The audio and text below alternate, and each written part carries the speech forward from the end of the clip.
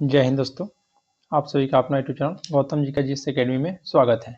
दोस्तों हम लोग इस वीडियो में जो बिहार दौड़ रूटेरिया के लिए जो प्रैक्टिस सेट निकाला गया है उसी का हम लोग प्रैक्टिस सेट नंबर 7 देखने वाले हैं। इससे पहले दोस्तों आपको 6 प्रैक्टिस सेट आपको फुल डिस्कशन के साथ अपलोड कर दिया गया है। यदि आप नहीं देखे हैं तो हमारा यूट्यूब चैनल पर प्लेलिस्ट बनाकर डाल दिया गया है, वहाँ से आप लोग देख सकते हैं। और दोस्तों इस बुक में टोटल 15 प्रैक्टिस सेट है, तो प्रत्येक प्रैक्टिस सेट को हम लोग देखेंगे। तो चलिए बिना देर के हम लोग दोस्तों क्वेश्चन की ओर बढ़ते हैं। और प्रत्येक सेट में दोस्तों 100 तो 100 क्वेश्चन यहाँ पर हम लोग देखते हैं। तो चलिए बिना देर किए हो दोस्तों हम लोग क्वेश्चन को स्टार्ट करते हैं। पहला है कि भारतीय विश्वविद्यालय अधिनियम कब पारित किया गया था। तो देखिए भारतीय विश्वविद्यालय अधिनियम आपसे पूछेगा तो 1904 ईस्वी में 1904 ईस्वी में पारित किया गया था, और यह लॉर्ड कर्जन के शासनकाल में। यहीं से क्वेश्चन पूछता है दोस्तों कि भारतीय विश्वविद्यालय आयोग का गठन कब हुआ था।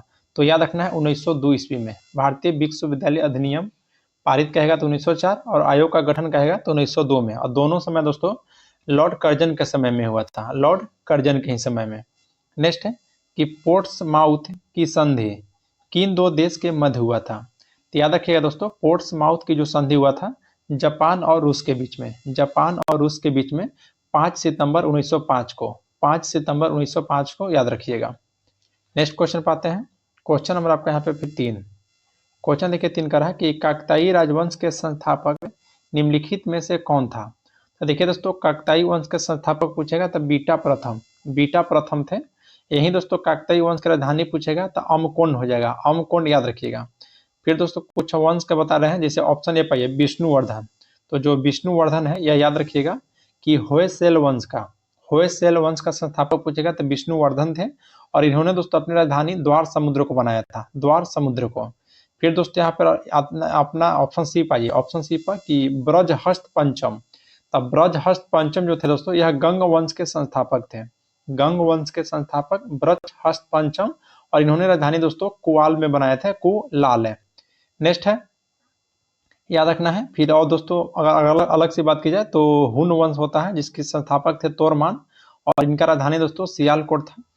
चलिए नेक्स्ट पाते हैं। क्वेश्चन नंबर आपका 4 कि प्रथम महिला निम्न में से कौन थी जिन्होंने भारतीय राष्ट्रीय कांग्रेस के अधिवेशन में संबोधित किया था। तो देखिए दोस्तों कादम्बिनी गांगुली जो कि प्रथम महिला थी जिन्होंने कांग्रेस अधिवेशन को संबोधित किया था, और पहली बार दोस्तों महिलाओं ने 1889 के बम्बई अधिवेशन में भाग लिया था, 1889 में। यहीं से दोस्तों कांग्रेस से संबंधित कथन है कि याद रखना कि कांग्रेस पार्टी की स्थापना पूछेगा तो 1885 बम्बई में हुआ था। और 1906 ईस्वी में दोस्तों कांग्रेस अधिवेशन में, 1906 का जो कांग्रेस अधिवेशन हुआ था उसमें पहली बार स्वराज शब्द का प्रयोग किया गया था, पहली बार स्वराज शब्द का प्रयोग दोस्तों 1906 के कांग्रेस अधिवेशन में हुआ था। फिर दोस्तों 1907 ईस्वी में जो कि सूरत अधिवेशन हुआ था, जिसमें कांग्रेस के नरम दल और गरम दल में विभाजित हो गया था। फिर दोस्तों यहाँ से सरोजिनी नायडू की याद रखना है, सरोजिनी नायडू थे ये 1925 में दोस्तों जो कि अध्यक्षता किए हैं। फिर दोस्तों एनी बेसेंट की बात की जाए तो एनी बेसेंट 1917 के जो कलकत्ता अधिवेशन हुआ था इसकी अध्यक्षता किए थे। और टोटल दोस्तों 3 ऐसी अभी तक महिला बन चुके हैं जो कि कांग्रेस के अध्यक्षता किए थे, सरोजिनी नायडू, एनी बेसेंट और नलिनी सेन गुप्ता। चलिए नेक्स्ट पाते हैं। क्वेश्चन नंबर दोस्तों 5। क्वेश्चन 5 है कि राष्ट्रवादी अहराह आंदोलन का संबंध निम्न में से किससे है। तो देखिए दोस्तों जो राष्ट्रवादी आंदोलन अहरार है यह मजहरुल हक ने शुरू किए थे। फिर यहीं पे दोस्तों रामास्वामी नायकर की बात की जाए तो इनके द्वारा आत्मसम्मान आंदोलन रामास्वामी नायकर। फिर दोस्तों यहाँ पर याद रखना है दयाल दास। तो जो दयाल दास थे यह निरंकारी आंदोलन की शुरुआत किए थे, निरंकारी आंदोलन की शुरुआत दयाल दास। रामास्वामी नायकर दोस्तों किसका, तो रामास्वामी नायकर हो जाएंगे आत्मसम्मान आंदोलन को, और राष्ट्रवादी अहरार आंदोलन कहेगा तो मजहरुल हक। चलिए नेक्स्ट है कि चंपारण सत्याग्रह के दौरान गांधी जी का जान की रक्षा निम्न में से किसने किया था। तो देखिए दोस्तों महात्मा गांधी जी के द्वारा जो भारत में पहला सत्याग्रह का प्रयोग किया गया था चंपारण में, उसी को चंपारण सत्याग्रह कहा गया था, और यह दोस्तों 1917 में हुआ था। और यह जो चंपारण सत्याग्रह हुआ था 3 कठिया पद्धति के लिए, और बिहार के किसान नेता थे जिनका नाम था राजकुमार शुक्ल के आग्रह पर ही दोस्तों महात्मा गांधी जो कि आपको बिहार आए थे।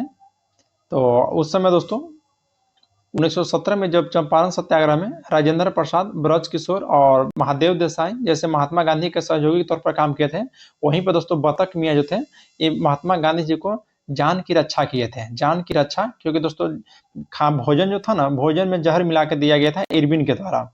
तो भोजन तो खाने से इनकार कर दिए थे। उसके बाद दोस्तों दूध में दिया गया था। तो दूध में दोस्तों, दूध तो पीने के लिए राजी हो गए थे, लेकिन जो दूध में दिया गया था, तो दोस्तों बतख मियाँ दूध में जहर डाले ही नहीं थे, क्योंकि बतख मियाँ लॉर्ड इरविन के दोस्तों रसोईया के तौर पर काम किया करते थे, इसलिए। चलिए नेक्स्ट क्वेश्चन पाते हैं, क्वेश्चन नंबर 7 कि अखिल भारतीय ट्रेड यूनियन कांग्रेस के प्रथम अध्यक्ष और प्रथम सचिव कौन थे? तो देखिए दोस्तों, अखिल भारतीय ट्रेड यूनियन कांग्रेस की सबसे पहले स्थापना याद रखिए, स्थापना पूछेगा आपसे, तो दोस्तों 1920 ईस्वी में किया गया था। और इसमें दोस्तों लाला लाजपत राय को दोस्तों अध्यक्ष बनाया गया था। और वहीं पर दोस्तों दीवान चमन लाल को प्रथम सचिव बनाया गया था, याद रखिएगा। यहाँ से क्या क्या याद रखना है कि अखिल भारतीय ट्रेड यूनियन कांग्रेस की स्थापना 1920 में, और दोस्तों प्रथम अध्यक्ष लाला लाजपत राय को, और प्रथम दोस्तों सचिव कहेगा तो दीवान चमन लाल को। चलिए नेक्स्ट पाते हैं कि निम्नलिखित में से किस ताम्रपाषाण कालीन स्थल का संबंध बिहार से नहीं है? तो देखिए दोस्तों खैराडी, ऑप्शन ए पाइए खैराडी। देखिए दोस्तों ताम्रपाषाण युग में बिहार के कुछ महत्वपूर्ण स्थल था कि खोज किया गया था, जिसमें दोस्तों सबसे प्रमुख था चिरांद था, ताराडी था, सोनपुर भी था दोस्तों इसमें। और खैराडील जो स्थल दोस्तों ये बिहार में नहीं बल्कि दोस्तों उत्तर प्रदेश की है, उत्तर प्रदेश की याद रखिएगा, जो कि विंध्य के क्षेत्र में अवस्थित है। नेक्स्ट है कि हड़प्पा सभ्यता की लिपि की खोज किया गया था। तो देखिए दोस्तों हड़प्पा सभ्यता की लिपि की खोज 1853 में हुआ है, 1853 में दोस्तों। हालांकि अभी तक इस लिपि को पढ़ा नहीं गया है। और हड़प्पा सभ्यता के लोगों ने दोस्तों जो प्राचीन मोसोपोटामिया सभ्यता की तरह दोस्तों लेखन की कला का आविष्कार हुआ था। नेक्स्ट पाते हैं क्वेश्चन नंबर 10 कि आबू पर्वत पर स्थित दिलवारा के जैन मंदिर निर्माण किस वंश के शासक ने किया था? तो दोस्तों याद रखिएगा चालुक्य वंश के। दिलवारा का दोस्तों जो जैन मंदिर था, गुजरात के चालुक्य राजा जो कि भीम प्रथम के मंत्री थे बिमल शाह के द्वारा 1031 में किया गया था, 1031 में, याद रखिएगा। क्वेश्चन नंबर 11 है कि दिल्ली सल्तनत के किस शासक को मूल नाम उल्गू खान था? दोस्तों बताइए उल्गुन खान दोस्तों किसका था? देखिए दोस्तों बलबन का नाम याद रखिएगा, बलबन का था। और बलबन दिल्ली सल्तनत का सर्वाधिक समय तक शासन करने वाला था। और इसका शासन काल दोस्तों 1266 से 87 तक रहा है। और बलबन का ही मूल नाम था दोस्तों उल्लुग खान, याद रखिएगा उल्लुग खान।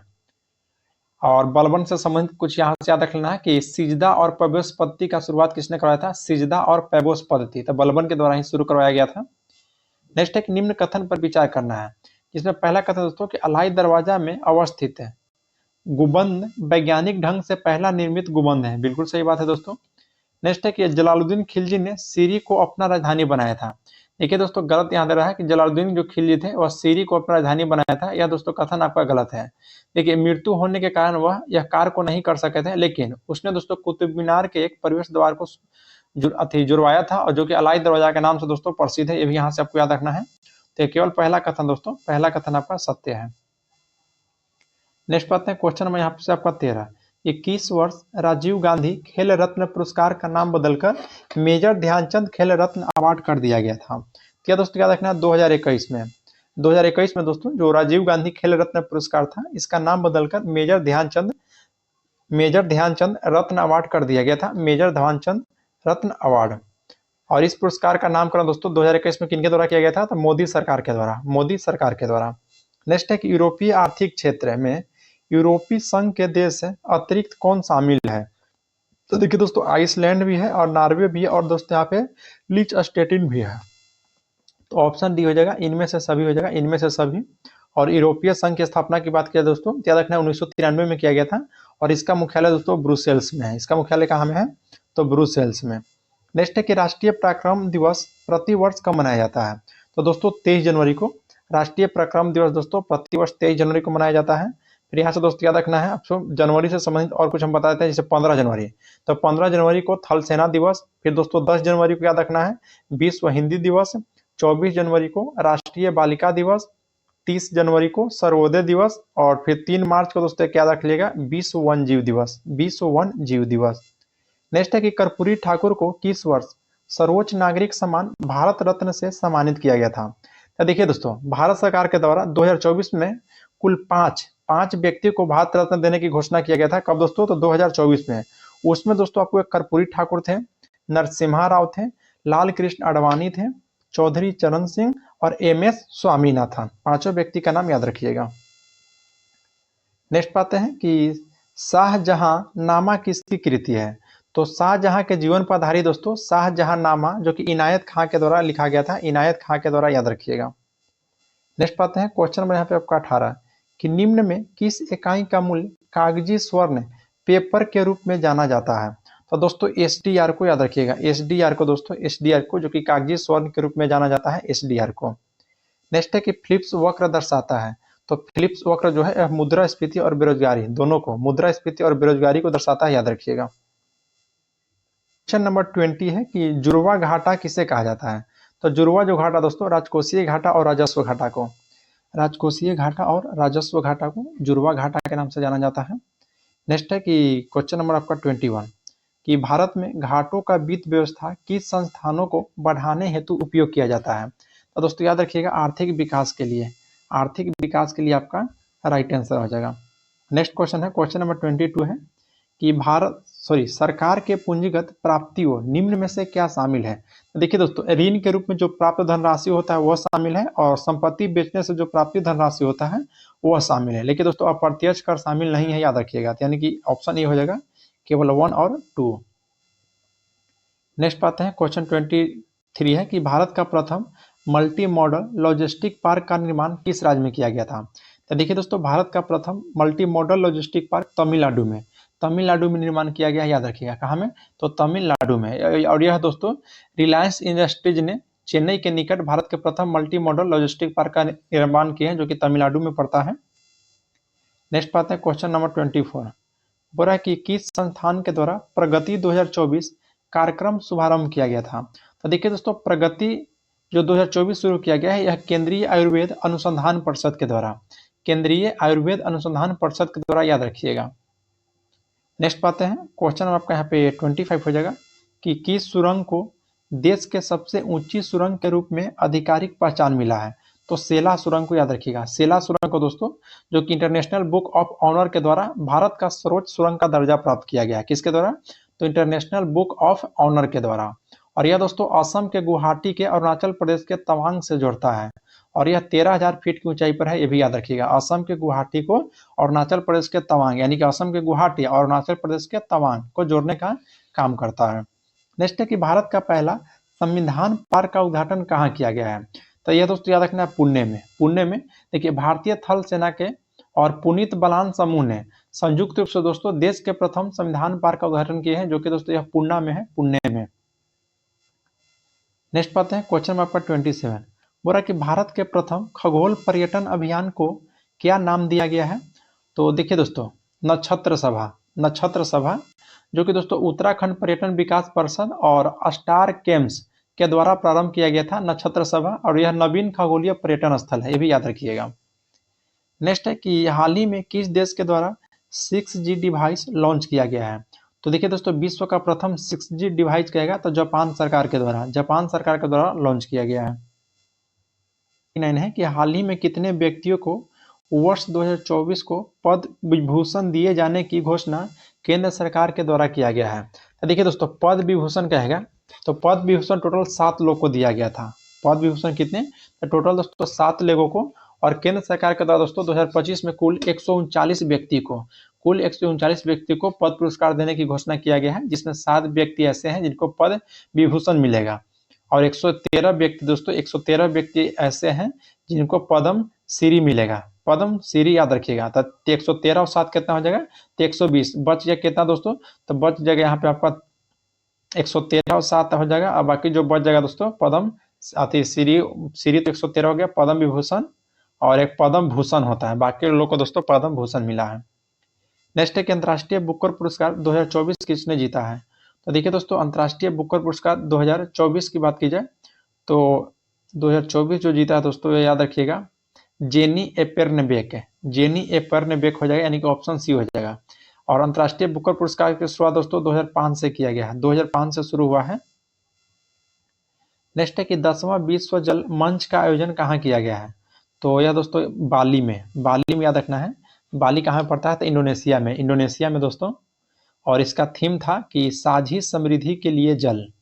नेक्स्ट है कि हाल ही में भारत और किस देश ने चाबहार बंदरगाह के संचालन के लिए 10 साल के अनुबंध पर हस्ताक्षर किया है? तो दोस्तों यह ईरान देश याद रखना है। भारत और ईरान के जो चाबहार बंदरगाह के संचालन के लिए 10 साल को अनुबंध पर हस्ताक्षर किया है। और चाबहार बंदरगाह कहाँ में है? तो ईरान में है, याद रखिएगा। नेक्स्ट पाते हैं कि विश्व आर्थिक मंच की यात्रा एवं पर्यटन विकास सूचकांक 2024 में भारत की रैंकिंग क्या है? तो दोस्तों भारत की 39 रैंकिंग था, 39 याद रखना है। और शीर्ष पर दोस्तों अमेरिका है। शीर्ष पर कौन है? तो अमेरिका। और यह दोस्तों विश्व आर्थिक मंच के द्वारा जारी किया जाता है, विश्व आर्थिक मंच के द्वारा।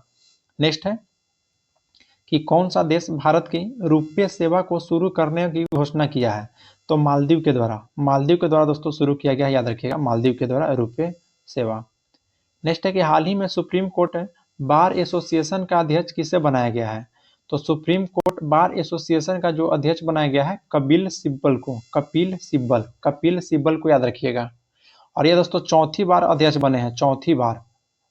नेक्स्ट है कि अमृत भारत स्टेशन योजना तहत बिहार के कितने रेलवे स्टेशनों के पूर्ण विकास के लिए आधारशिला रखी गई है?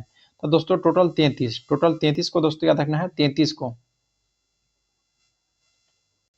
नेक्स्ट है कि किस टाइगर रिजर्व के पास दुनिया का पहली ब्लैक टाइगर सफारी का स्थापना किए जाने की योजना बनाई गई है? तो दोस्तों सिमलीपाल टाइगर रिजर्व को याद रखिएगा। और यह दोस्तों उड़ीसा राज्य में है, उड़ीसा में, जो कि सिमलीपाल टाइगर रिजर्व के पास दुनिया का पहला ब्लैक टाइगर सफारी की स्थापना की योजना बनाया जा रहा है। नेक्स्ट है कि हाल ही में चीन के द्वारा भारत के किस राज्य के 30 स्थान का नाम बदला गया है? तो ये दोस्तों अरुणाचल प्रदेश में, याद रखिएगा। अरुणाचल प्रदेश को दोस्तों, जो कि दक्षिणी तिब्बत कहलाता है। और वास्तविक नियंत्रण रेखा LAC, जो कि भारत और चीन के बीच का विभाजन रेखा है। और अरुणाचल प्रदेश में 30 स्थानों के नाम पर चीन के द्वारा बदली की गई है, याद रखिएगा। नेक्स्ट है कि 16वां विश्व भविष्य ऊर्जा शिखर सम्मेलन कहाँ संपन्न हुआ है? तो अबू धाबी में दोस्तों, याद रखिएगा। कहाँ में? तो अबू धाबी में, जो कि संयुक्त अरब अमीरात की राजधानी है, अबू धाबी, याद रखिएगा। नेक्स्ट है कि वर्ष 2024 में भारतीय वायुसेना का सबसे बड़ा अभ्यास गगन शक्ति दोस्तों कहाँ में हुआ है? तो जैसलमेर में। देखिए भारतीय वायुसेना का सबसे बड़ा अभ्यास है गगन शक्ति, जो कि जैसलमेर जिला का दोस्तों पोखरण में, मुख्य रूप से पोखरण में संपन्न हुआ है। और जिला कौन सा? तो जैसलमेर जिला है, याद रखिएगा।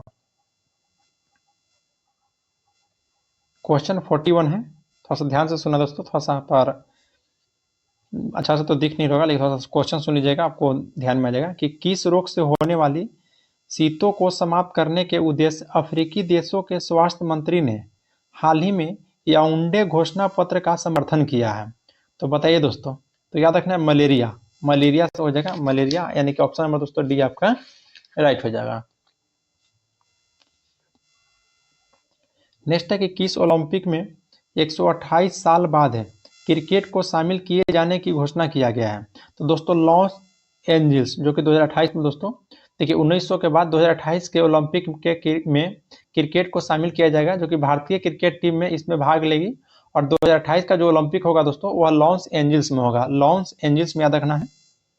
नेक्स्ट है दोस्तों 43, इंग्लिश है दोस्तों, यानी कि ऑप्शन डी हो जाएगा, जिसको बना लीजिएगा। फिर दोस्तों आपका 44 का आंसर, आपका 44 का ऑप्शन बी हो जाएगा, ऑप्शन बी हो जाएगा।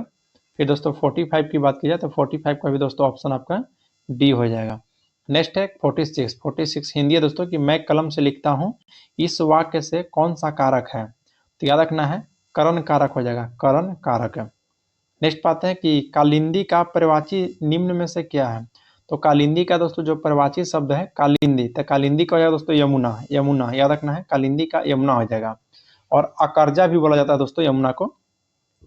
फिर लक्ष्मी के दोस्तों याद रखना है कमला और भार्गवी, सरस्वती को भारती और शारदा।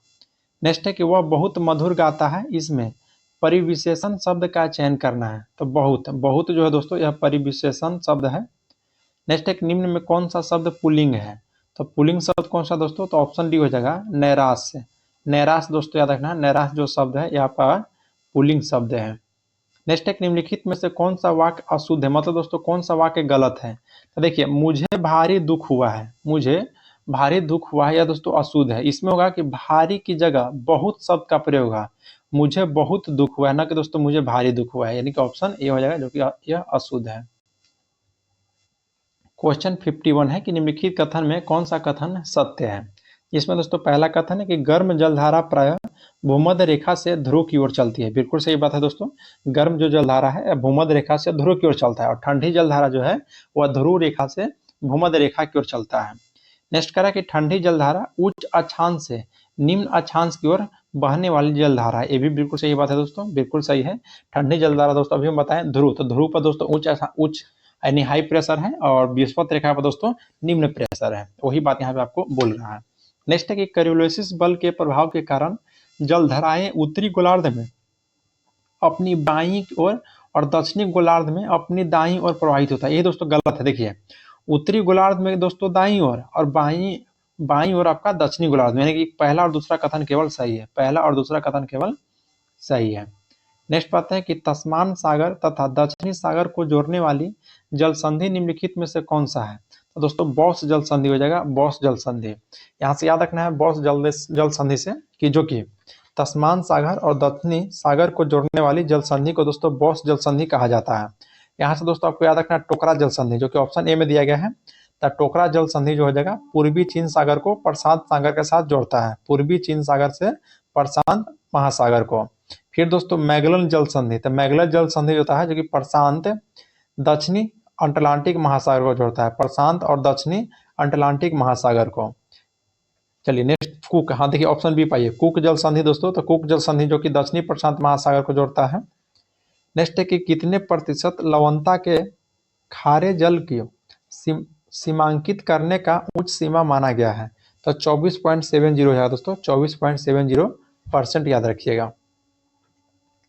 नेक्स्ट पाते हैं क्वेश्चन नंबर आपका 54 है कि निम्नलिखित में से कौन एशिया का सबसे बड़ी मीठे पानी का गोखुर झील है। तो एशिया का सबसे बड़ा मीठे पानी का गोखुर झील दोस्तों कांवर झील है, और यह कांवर झील दोस्तों बिहार के बेगूसराय में है, बिहार के बेगूसराय जिला में, याद रखिएगा। फिर दोस्तों नक्की झील याद रखना, नक्की झील कहाँ में है तो राजस्थान में है। भोजताल झील दोस्तों जो कि मध्य प्रदेश के भोपाल में है, भोजताल कहाँ में तो भोपाल में, जो कि मध्य प्रदेश में है। बुलर झील पूछेगा तो बुलर झील दोस्तों जो कि आपका जम्मू कश्मीर में है। नेक्स्ट है कि तंबाकू की पत्ती को सुखाने की प्रक्रिया को क्या कहते हैं। तो तंबाकू की पत्ती के दोस्तों सुखाने की प्रक्रिया को क्यूरिंग कहते हैं, क्यूरिंग याद रखिएगा, क्या कहते हैं क्यूरिंग। और जिसमें पत्तियां में दोस्तों वांछित रंग, गंध आदि को गुणों का विकास होता है। और सबसे उच्च कोटि का कहवा कहेगा दोस्तों तो अरेबिका हो जाएगा, सबसे उच्च कोटि का कहवा कहेगा तो क्या हो जाएगा तो अरेबिका हो जाएगा। फिर दोस्तों याद रखना कि चाय के पत्ती में कैफीन तथा टैनिन की प्रचुरता पाया जाता है, तो चाय में दोस्तों टैनिन हो जाएगा और कैफीन भी पाया जाता है।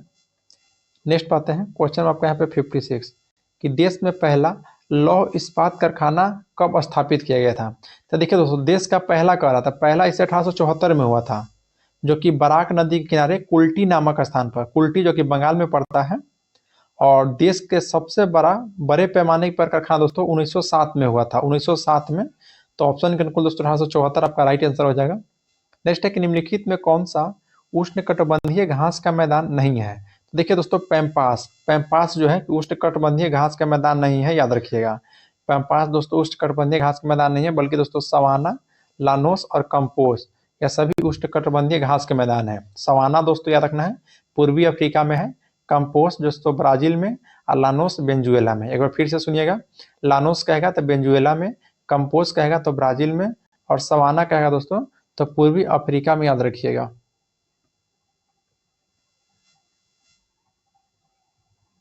क्वेश्चन नंबर 58 है कि वर्ष 2011 के जनगणना के अनुसार सर्वाधिक 10 की वृद्धि वाला केंद्र शासित प्रदेश कौन सा है। तो सर्वाधिक 10 की वृद्धि क्या दोस्तों तो दादर नगर हवेली हो जाएगा, 10 से 10 की वृद्धि और 10 से दादर नगर हवेली, याद रखिएगा। यहीं पर दोस्तों न्यूनतम 10 की वृद्धि वाला कहता है तो न्यूनतम हो जाता दोस्तों आपका लक्षद्वीप, न्यूनतम लक्षद्वीप याद रखना है। और सर्वाधिक आपका दादर नगर हवेली। और सर्वाधिक जनसंख्या वाला केंद्र शासित प्रदेश याद रखना है दिल्ली, और न्यूनतम जनसंख्या वाला केंद्र शासित प्रदेश आपका लक्षद्वीप। फिर दोस्तों सर्वाधिक जनसंख्या घनत्व वाला केंद्र शासित प्रदेश भी दिल्ली है, और न्यूनतम जनसंख्या घनत्व वाला केंद्र शासित प्रदेश कहेगा तो अंडमान निकोबार द्वीप समूह है, याद रखिएगा। नेक्स्ट है कि विश्व आपदा नियंत्रण दिवस निम्नलिखित में से किस तिथि को मनाया जाता है? तो दोस्तों 13 अक्टूबर को विश्व आपदा नियंत्रण दिवस।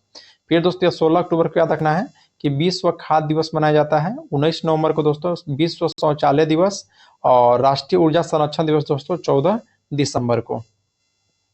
चलिए नेक्स्ट है कि कावला वन जीव अभ्यारण्य निम्नलिखित में से किस राज्य में स्थित है? तो कावला वन जीव अभ्यारण्य दोस्तों आपका तेलंगाना में हो जाएगा। कावला वन जीव अभ्यारण्य तेलंगाना में। देखिए दोस्तों कुछ और यहाँ से वन जीव अभ्यारण्य बता देते हैं, जैसे कैमूर वन जीव अभ्यारण्य तो यह बिहार में है। अबोहर अभ्यारण्य दोस्तों पंजाब में है। डाफा अभ्यारण्य दोस्तों मिजोरम में है। सुल्तानपुर अभ्यारण्य हरियाणा, और कुंभलगढ़ अभ्यारण्य जो कि राजस्थान में है। क्वेश्चन 68 है कि निम्नलिखित में से किस अधिनियम एक्ट के तहत कलकत्ता की सरकार को बंगाल, बिहार, उड़ीसा के लिए भी विधि बनाने का अधिकार प्रदान किया गया था? तो एक्ट ऑफ सेटलमेंट 1781 ईस्वी के तहत दोस्तों, एक्ट ऑफ सेटलमेंट 1781 के तहत याद रखिएगा, एक्ट ऑफ सेटलमेंट 1781। नेक्स्ट पाते हैं कि संविधान के प्रारूप समिति का गठन कब किया गया था? तो संविधान के प्रारूप समिति का गठन 29 अगस्त 1947 को 29 अगस्त 1947 को द्वारा दोस्तों तैयार किया गया है, याद रखिएगा। नेक्स्ट है कि भारतीय संविधान में राष्ट्रपति के निर्वाचक मंडल की व्यवस्था निम्नांकित में से किस देश के संविधान से लिया गया है? तो देखिए दोस्तों किस देश से? तो आयरलैंड से। आयरलैंड से ऑप्शन डी हो जाएगा, आयरलैंड से। और आयरलैंड से दोस्तों याद रखना डीपीएसपी भी लिया गया है। और राष्ट्रपति के द्वारा जो साहित्य, कला, विज्ञान और समाज सेवा में जो मनोनयन होता है वो भी दोस्तों आपको कहाँ से लिया गया है? तो आयरलैंड से ही लिया गया है।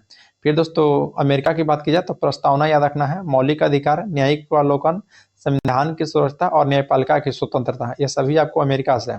फिर दक्षिण अफ्रीका का दोस्तों याद रखना है, संविधान संशोधन की प्रक्रिया और राज्यसभा के सदस्यों का जो निर्वाचन होता है राज्यसभा के, तो भी दोस्तों आपको दक्षिण अफ्रीका से ही लिया गया है।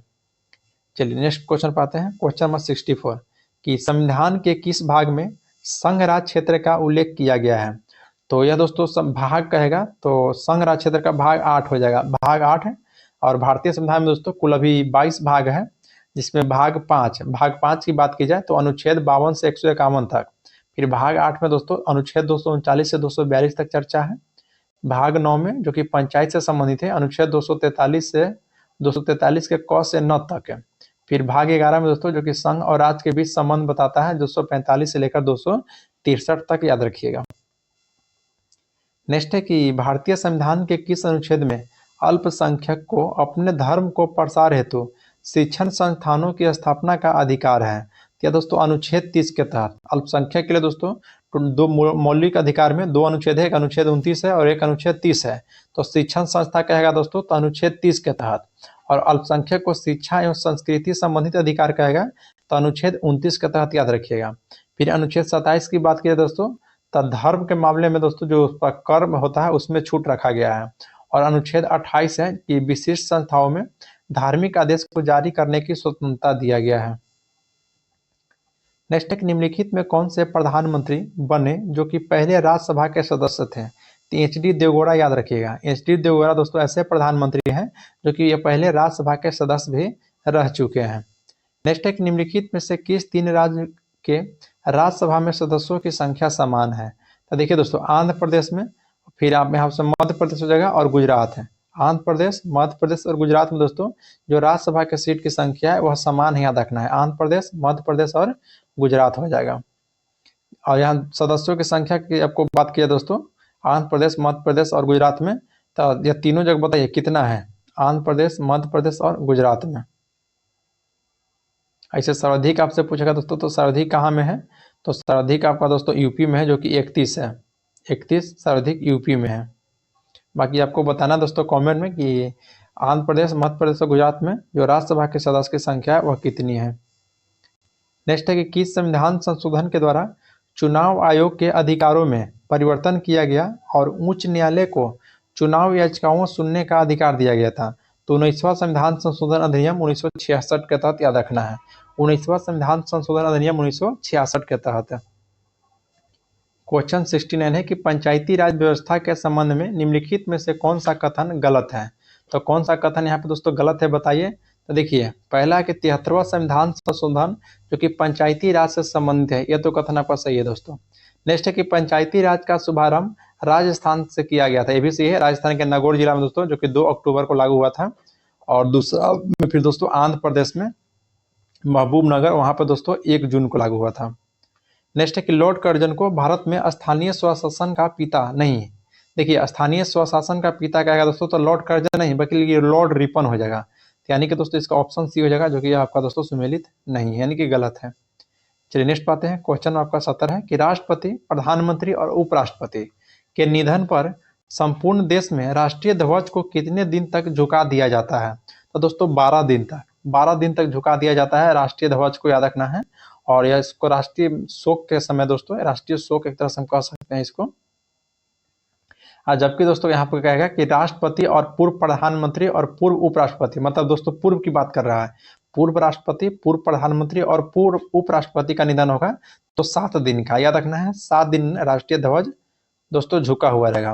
राष्ट्रीय ध्वज से दोस्तों और क्या क्वेश्चन पूछता है कि राष्ट्रीय ध्वज को संविधान सभा में किसने प्रस्तुत किया था? तो राष्ट्रीय ध्वज को प्रस्तुत किया था दोस्तों हंसा मेहता के द्वारा।